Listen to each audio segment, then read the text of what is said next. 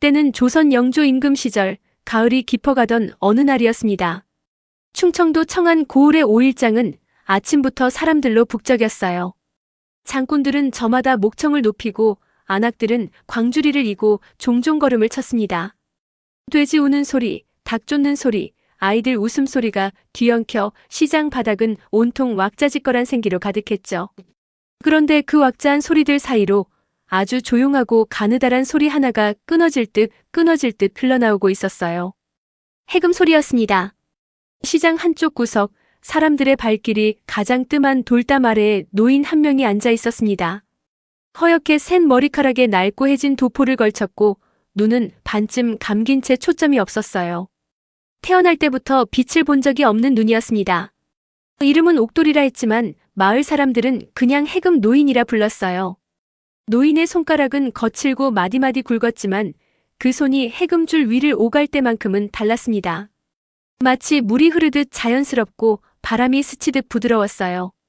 해금에서 흘러나오는 소리는 단순한 음악이 아니었습니다.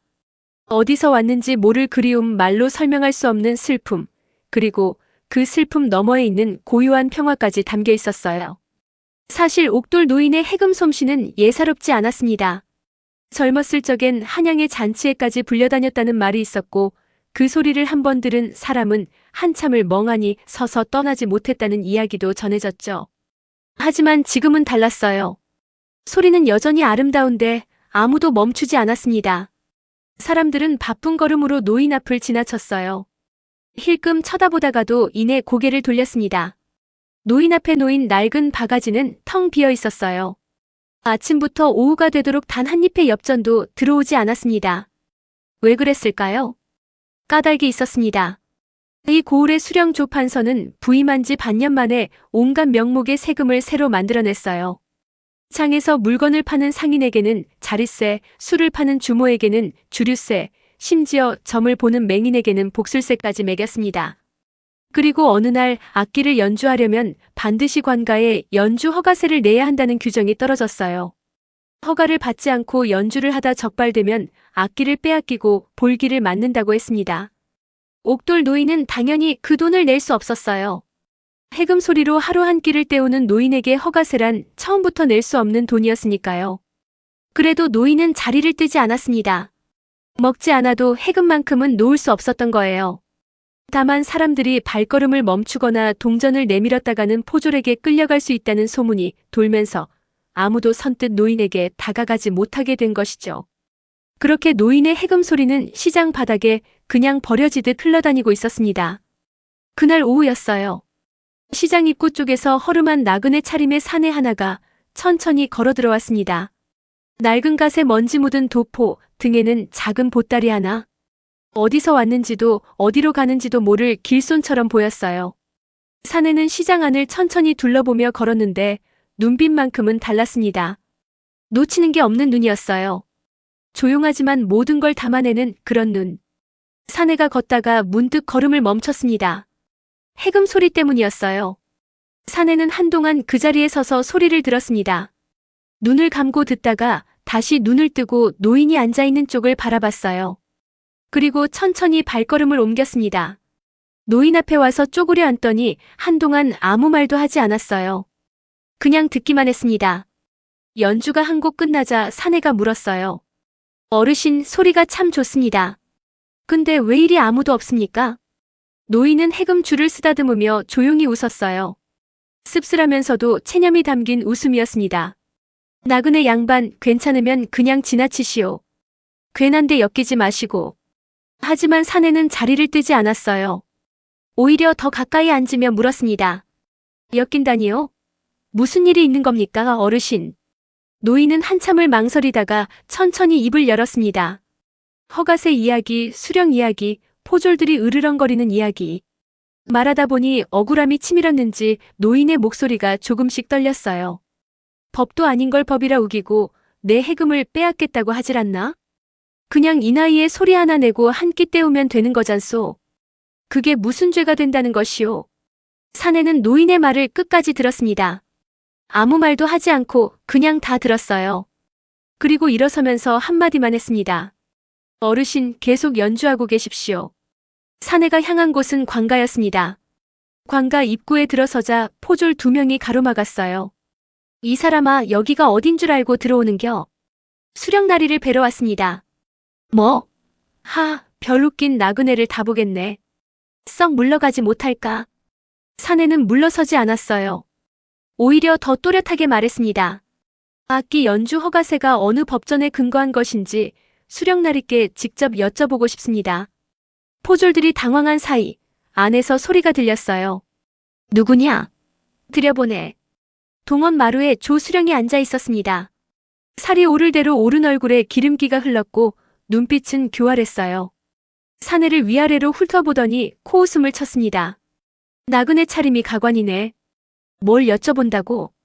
시장에서 눈먼 노인이 해금을 켜고 있는 걸 봤습니다. 그 노인이 연주 허가세를 내지 않았다는 이유로 동전 한 입 받지 못하고 있더이다. 어느 법전에 악기 연주에 세금을 매긴다는 조항이 있습니까? 수령의 얼굴이 굳었습니다. 내가 이 고을을 다스리는데 나그네 따위가 왈가왈부할 일이 아니야. 썩 나가지 못할까? 법전에 없는 규정이라면 그건 법이 아닙니다. 백성을 올가매는 올가미일 뿐이지요. 수령이 자리에서 벌떡 일어났어요. 이놈을 당장 끌어내라. 볼기를 쳐서 내쫓아라. 포졸들이 우르르 몰려들었습니다. 사내를 사방에서 애워쌌어요. 그 순간이었습니다. 사내가 천천히 품 안으로 손을 집어넣었어요. 포졸들이 멈칫하는 사이 손에 들린 것이 햇살에 번뜩 빛났습니다. 둥글고 묵직한 동패 하나. 그 위에 선명하게 새겨진 말 3마리. 암행어사 출도야.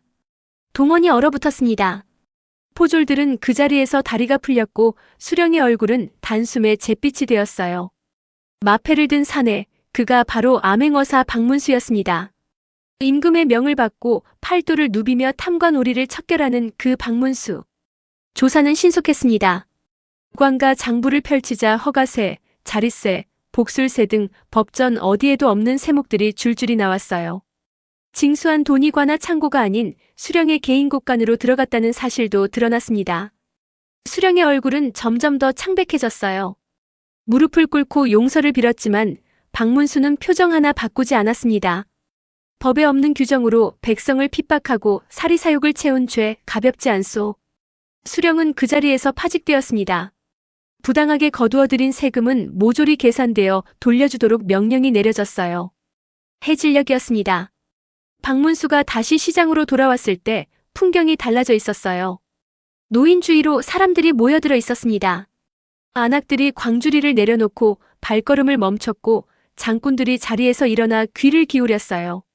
아이들은 노인 바로 앞에 쪼그려 앉아 눈을 동그랗게 뜨고 해금을 바라봤습니다. 노인의 바가지에는 어느새 동전들이 하나둘 쌓이기 시작했어요. 노인은 여전히 눈을 감고 연주하고 있었습니다. 아까와 똑같은 손길로, 똑같이 아름다운 소리로. 하지만 달라진 게 있었어요. 노인의 입꼬리에 아주 살짝 미소가 걸려 있었습니다. 소리가 닿는 곳에 사람들이 있다는 걸 눈먼 노인은 느끼고 있었던 거예요. 박문수는 군중 사이로 조용히 걸어 들어갔습니다. 노인 앞에 무릎을 낮추고 아무 말 없이 엽전 몇 잎을 바가지에 조심스럽게 내려놓았어요. 소리가 나지 않게, 노인이 모르게. 그리고 일어서서 천천히 걸음을 옮겼습니다. 누군가가 불렀어요. 나그네 양반 어디 가시오? 박문수는 돌아보지 않았습니다. 그냥 손을 한 번 들어 흔들고는 사람들 사이로 사라졌어요. 노인의 해금 소리가 저물어가는 시장거리를 가득 채웠습니다. 국밥 냄새와 연기 냄새와 흙냄새 속으로 그 소리가 스며들었어요. 아무도 막지 않는 소리로, 아무도 빼앗지 못하는 소리로. 법이 바로 서야 소리도 살아나는 법입니다. 그리고 그 소리가 살아나야 사람도 사는 법이고요. 박문수는 이미 저 멀리 다음 고을을 향해 걷고 있었습니다. 등 뒤로 해금 소리가 오래오래 따라왔어요. 구독과 좋아요 부탁합니다.